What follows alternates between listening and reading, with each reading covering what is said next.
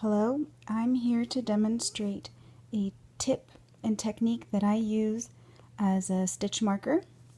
Many people use stitch markers such as safety pins or even scrap pieces of yarn to mark their stitches so they know where they are. But this is very time consuming. You have to take the stitch marker out and move it every row, and then count your rows.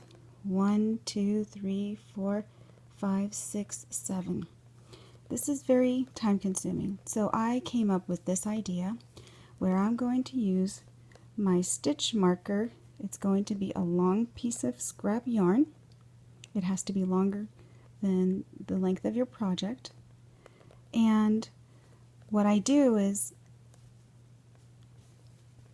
at every beginning of the row I will interweave my stitch marker yarn. I see here that here's my stitch marker, so now this is the next row, and I will continue going over my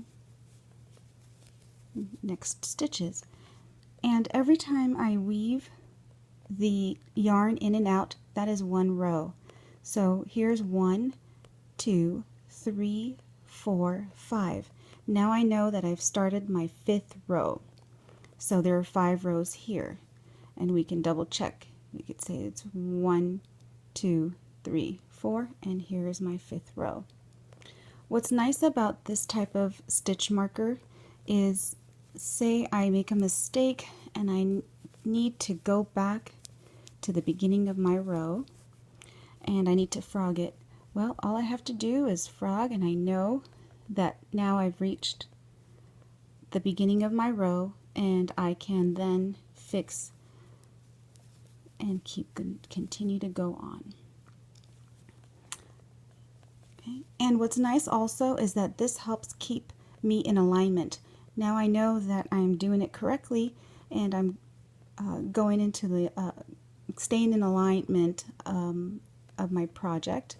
And here, so this is really helpful for going in the rounds. This project is going in the rounds.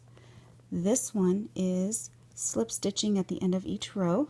Again, it's very helpful because now I can easily interweave my stitch marker just like this.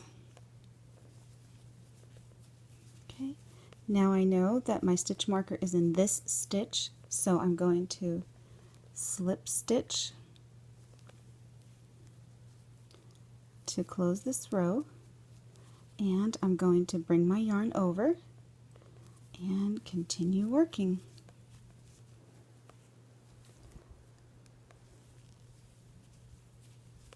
Okay, and now I know that I have 1, 2, 3, 4, 5, 6, 7, and now I'm starting my 8th row. I like to just put a little knot here at the bottom so that as I'm tugging on here, pulling it interweaving, it's not going to slip out. So this is what I use for my stitch marker.